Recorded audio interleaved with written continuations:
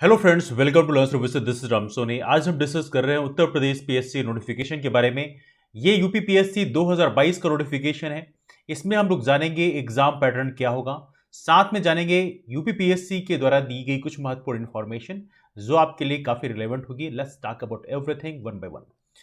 तो as of no देखा है तो यहां पर बोला गया है आवेदन आवेदन प्रारंभ होने की तिथि है 16 मार्च 2022।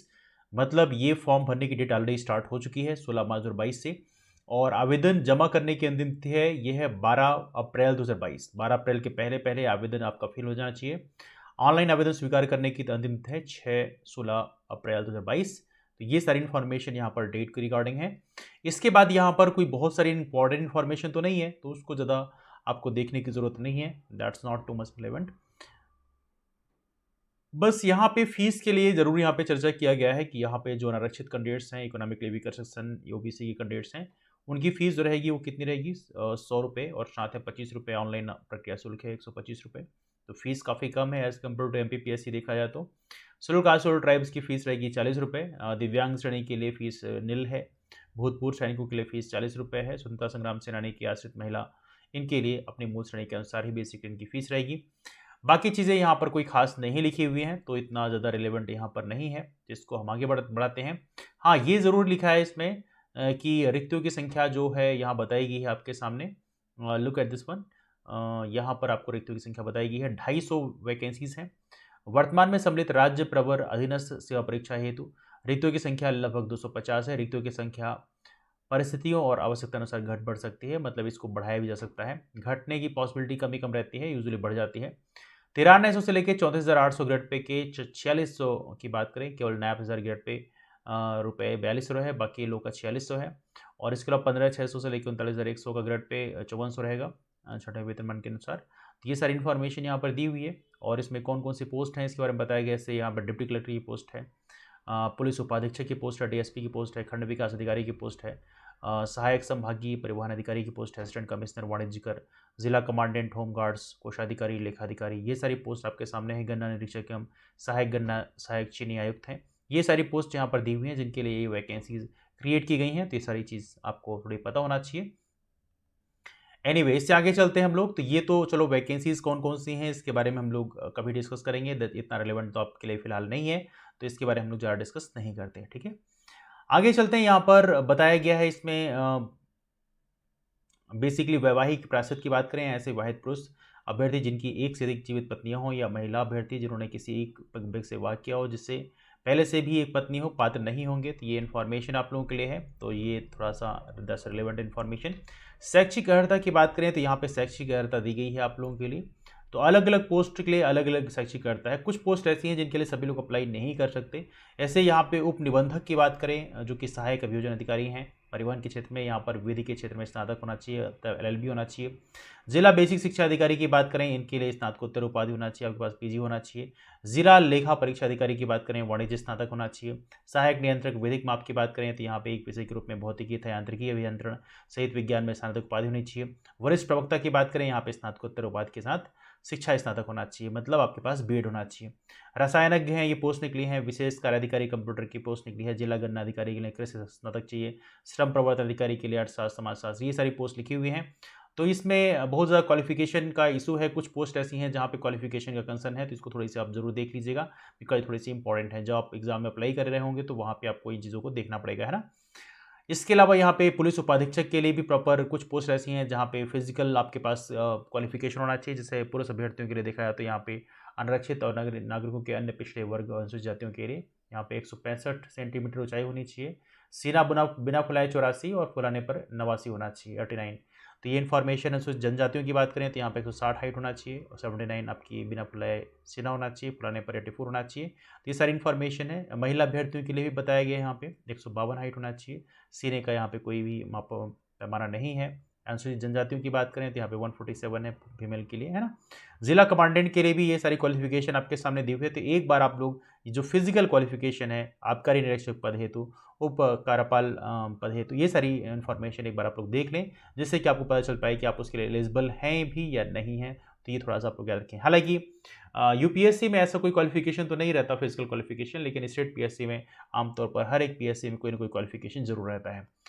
आयु सीमा की बात करें तो यहाँ पे लिखा है इसमें आपके सामने अभ्यर्थियों को 1 जुलाई 2022 को 21 वर्ष की आयु पूरी कर ली हो और साथ में 40 वर्ष से अधिक नहीं होनी चाहिए। तो ये जो एज काउंटिंग है कब से हो रही है, 1 जुलाई से हो रही है। तो अपनी जो एज काउंटिंग है 1 जुलाई के आधार पे ही करेंगे। तो ये थोड़ा सा आप लोग देख लीजिएगा, है ना।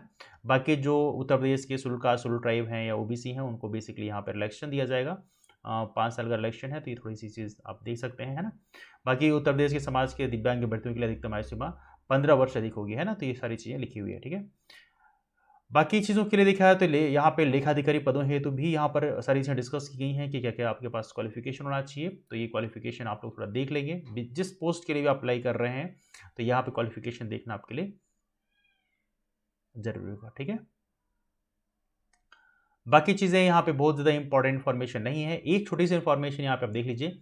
प्रारंभिक परीक्षा के लिए यहाँ पे कुछ डेटा आपके सामने दिया हुआ है। जैसे प्रारंभिक परीक्षा के वस्तुनिष्ठ प्रकारक प्रश्न पत्रों में निगेटिव मार्किंग की व्यवस्था निम्नलिखित लागू होगी।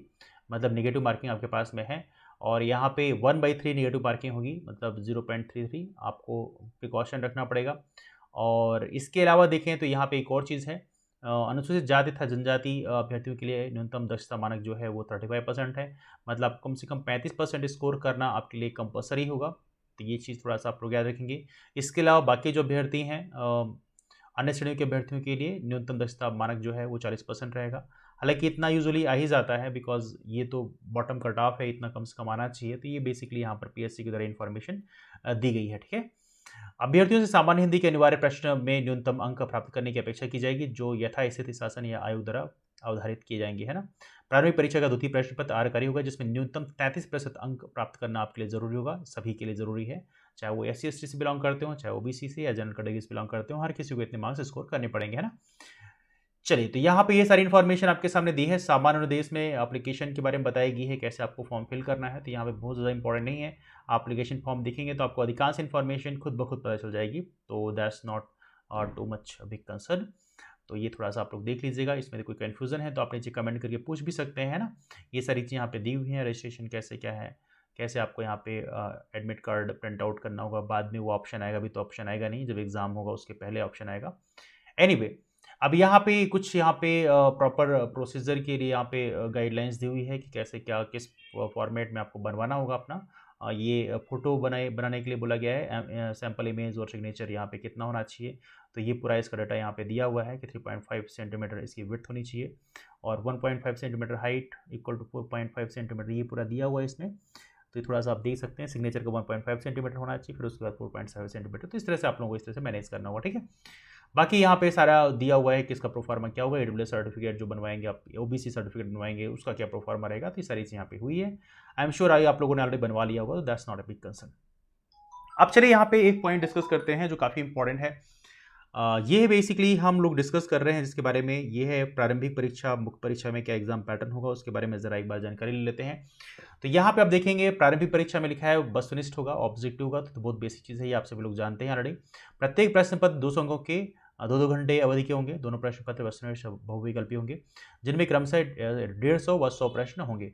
तो जो GS पेपर रहेगा उसमें 150 रहेगा, दूसरा CSAT का पेपर रहेगा उसमें 100 क्वेश्चन रहेंगे। तो ये सारी इन्फॉर्मेशन आपको दी है। 9:30 बजे से 11:30 बजे तक और दूसरा 2:30 बजे से लेकर 4:30 बजे तक होगा। तो ये सारी इन्फॉर्मेशन आपको दी हुई है। सेकंड पेपर की बात करें, जो CSAT का पेपर है वो क्वालिफाइंग हुआ, 33% मार्क्स उसमें स्कोर करना आपके लिए जरूर होगा। यदि आप उसमें स्कोर नहीं कर पाएंगे तो फिर आपका GS का पेपर फिर काउंट नहीं किया जाएगा, है ना। इसके अलावा मेंस की बात करें तो मेंस के बारे में यहाँ पे लिखा हुआ है कि मेंस में क्या पैटर्न रहेगा। मेंस में दिखा है तो यहाँ पे बताया गया है कुल मिला के 6 पेपर होंगे। सामान्य हिंदी का पेपर होगा 150 नंबर का, निबंध का पेपर होगा 150 नंबर का, सामान्य अध्ययन पेपर 1 ये 200 नंबर का होगा, सामान्य अध्ययन पेपर 2 ये 200 नंबर का होगा, सामान्य अध्ययन पेपर 3 200 नंबर का होगा, सामान्य अध्ययन चतुर्थ प्रश्न पत्र ये 200 अंक का होगा। एक प्रकार से ये सारा पैटर्न है। ये एक प्रकार से कह सकते हैं MPPSC जैसा पैटर्न ही ला दिया गया है आप लोगों के सामने। तो ये पैटर्न आप लोगों को, इस पैटर्न से आप लोगों को एग्जाम देना होगा, ठीक है।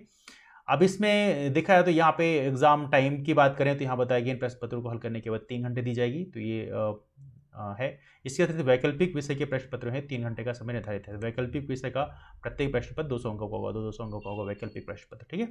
वैकल्पिक मतलब जो भी ऑप्शन आप लेंगे, वैकल्पिक विषय के लिए यहाँ पे प्रॉपर तरीके से बताया गया है कि कौन कौन सब्जेक्ट को आप वैकल्पिक विषय के रूप में ले सकते हैं, ठीक है। इसके अलावा इंटरव्यू की बात करें यहाँ पे 100 नंबर का होगा। तो ये पूरा ये एग्जाम पैटर्न हो गया जो आपको हमने डिस्कस कर लिया। अब यहाँ पे कुछ चीज़ें सिलेबस के फॉर्म में दी हुई हैं, तो हम लोग प्रारंभिक परीक्षा का जो सिलेबस है उसको हल्का सा डिस्कस कर लेते हैं, और कहाँ से उसको पढ़ना है उसके बारे में हल्का सा हम लोग डिस्कस कर लेंगे। बहुत ज़्यादा डिस्कस तो नहीं करेंगे, बट थोड़ा सा। राष्ट्रीय अंतर्राष्ट्रीय महत्व की समसामयिक घटनाएं, इसके लिए आप घटना चक्र रेफर कर सकते हैं, काफ़ी अच्छी किताब होती है। भारत का इतिहास एवं भारतीय राष्ट्रीय आंदोलन, ये टॉपिक काफ़ी इंपॉर्टेंट है। भारत के इतिहास एवं भारतीय राष्ट्रीय आंदोलन पढ़ने के लिए आप बेसिकली स्पेक्ट्रम की बुक रेफर कर सकते हैं, काफ़ी अच्छी किताब है। इसके अलावा मैं कहूँगा आप लोगों को घटना चक्र की जो एमसीक्यू प्रैक्टिस आती है उसको आप जरूर करें, बिकॉज प्रीवियस क्वेश्चन कंपाइल रहते हैं उसमें, तो उसको करने से आपको काफ़ी बेनिफिट मिलेगा। भारत एवं विश्व का भूगोल, ये भारत एवं विश्व का भूगोल की बात करें तो ये ज्योग्राफी हालांकि एनसीईआरटी रेफर की आती है, या इसके अलावा आप लोग एक पेरियार की बुक आती है उसको भी आप रेफर कर सकते हैं। लेकिन यहाँ पे कहीं ना कहीं आप यदि एनसीईआरटी रेफर करेंगे तो उससे ज़्यादा बेनिफिट मिलेगा आपको। और साथ में इसके लिए भी मैं कहूँगा आप लोगों को कि आप लोग घटना चक्र की जो बुक है उसको जरूर रेफर करें, you will get the benefit. भारतीय राजनीति एवं शासन, संविधान, राजनीतिक व्यवस्था, पंचायती राज व्यवस्था, लोक नीति, आधिकारिक मुद्दे, इसके लिए बेस्ट है कि आप यहाँ पे लक्ष्मीकांत को रेफर करें, Laxmikanth is the best one. लेकिन घटना चक्र का जो एमसीक्यू प्रैक्टिस है उसको आप जरूर करें, उससे आपको बहुत बेनिफिट मिलेगा। आर्थिक सामाजिक विकास की बात करें, ये पूरा इकोनॉमी वाला पोर्शन है, तो इकोनॉमी के लिए आप लोग जो इकोनॉमी के टर्म्स हैं उसको पढ़ने के लिए आप लोगों को प्रॉपर समष्टि अर्थशास्त्र पढ़ सकते हैं, या कि जो करंट अफेयर्स है उससे रिलेट करना पड़ेगा। जनसांख्यिकी जो है सेंसस जरूर पढ़ लीजिएगा 2011 का, उससे काफ़ी क्वेश्चन पूछे आते हैं ना। पर्यावरण पारिस्थितिकी की बात करें, ये टॉपिक काफ़ी इंपॉर्टेंट है। पर्यावरण पारिस्थितिकी, यहाँ से इन्वायरमेंट से क्वेश्चन पूछे आते हैं। इन्वायरमेंट के लिए हालांकि मैं सजेस्ट करूँगा आप लोग इन्वायरमेंट की एनसीईआरटी पढ़ सकते हैं, लेकिन इन्वायरमेंट का भी घटना चक्र आती है, उससे भी आप प्रैक्टिस करें, उससे भी आपको बेनिफिट मिलेगा, है ना। वैसे शंकर आईएएस की बुक आती है, उससे भी आप पढ़ सकते हैं। तो ये सारी चीज़ें लिखी हुई हैं यहाँ पे, हर एक टॉपिक में क्या बताया गया है, क्या क्या चीज़ आपको पढ़नी है। तो ये लगभग हमने चीज़ डिस्कस कर ली कि आपको कहाँ से क्या चीज़ पढ़नी है। हाँ, सामान्य विज्ञान के लिए आप एनसीईआरटी रेफर कर सकते हैं, 9th और 10th की एनसीईआरटी काफ़ी अच्छी दी हुई है, उससे आप प्रैक्टिस कर सकते हैं। हालांकि यहाँ भी घटना चक्र का जो एमसीक्यू प्रैक्टिस का आता है वो काफ़ी वैल्यूएबल होता है, काफ़ी हेल्दी होता है, आप उससे प्रैक्टिस कर सकते हैं। हालांकि रिविजन के लिए आप लूसेंट जैसी किताबों को भी रेफर कर सकते हैं ना। सामान्य अध्ययन 2 की बात करें तो यहाँ पे कुछ टॉपिक दिए हैं क्या क्या आपके एग्जाम में आएंगे, जैसे कंप्रीहेंशन है, अंत वैयक्तिक क्षमता जिसमें संप्रेषण कौशल भी समाहित होगा, तार्किक विश्लेषणात्मक योग्यता है, निर्णय क्षमता है, समस्या समाधान है, सामान्य बौद्धिक योग्यता है, प्रारंभिक गणित है। ये सारी चीज़ें आपको बेसिक क्वेश्चन हैं, तो आई एम श्योर कि आप प्रीवियस क्वेश्चन को प्रैक्टिस कर लेंगे तो उससे आपका काम हो जाएगा, बिकॉज इसके मार्क्स तो काउंट किए नहीं जाएंगे, तो यहाँ पर बहुत ज़्यादा कंसर्न नहीं है। 33% मार्क्स मुश्किल आपको स्कोर करने हैं इसमें, तो ये बहुत ज़्यादा मुश्किल काम नहीं है ना। हाँ, कुछ चीज़ों को जरूर प्रैक्टिस कर लीजिएगा, जैसे मैथ की बात करें तो आर.एस. अग्रवाल पढ़ सकते हैं, या इसके लिए एक किताब आती है एम टायरा की क्विकर मैथ्स आती है, आप उससे प्रैक्टिस कर सकते हो, है ना। तो कुछ मैथ्स के टर्म को प्रैक्टिस करने के लिए आप एम टायरा की बुक भी रेफर कर सकते हैं ना। चलिए, बाकी फर्दर यदि आपके पास कोई डाउट रहेंगे तो आप कमेंट करके पूछ ही सकते हैं नीचे, है ना, तो हम डेफिनेटली उसको रेक्टिफाई करेंगे। हाँ, जो हमारे नए फ्रेंड्स हैं वो लर्न सर्विसेज नाम का टेलीग्राम ग्रुप जो जरूर ज्वाइन कर लें, वहाँ पे हमारे सभी क्लासेस की इन्फॉर्मेशन शेयर की आती हैं, और जो भी क्वेरीज हैं, डाउट्स हैं, आप वहाँ भी आके पूछ सकते हैं, ठीक है। चलिए, तो ये रही है हमारी information, this is all about that. बाकी जो है ये फिर अब बाकी फर्दर मेंस का सिलेबस दिया है तो उसको हम लोग बाद में डिस्कस करेंगे, और discuss about that thing later on, है ना। हिंदी के बारे में बताया गया क्या क्या चीज़ें आपको पढ़नी है, तो हिंदी की कोई भी ग्रामर की बुक आप ले लीजिए और उससे पढ़ना आप शुरू कर दीजिए, है ना। तो ये सारी इन्फॉर्मेशन है। बाकी पेपर ये मेंस का सिलेबस दिया है, तो मेंस का सिलेबस हम अलग से डिकोड करेंगे, वहाँ बताएंगे बेसिकली आपको कहाँ क्या क्या चीज़ें कवर करना चाहिए, कौन कौन से टॉपिक आपके लिए इंपॉर्टेंट है, तो वो चीज़ें हम लोग बाद में कवर करेंगे। तो ये पूरा सिलेबस का ही पूरा शेड्यूल है, सारी चीज़ें बताई गई हैं। जो आपके ऑप्शनल सब्जेक्ट्स हैं उसका सिलेबस यहाँ पर डिस्कस किया गया है, तो ऑप्शनल सब्जेक्ट का सिलेबस आप लोग देख लीजिएगा, जो भी ऑप्शनल आपको लेना है उस हिसाब से आप लोग तैयारी कर लीजिए, है ना।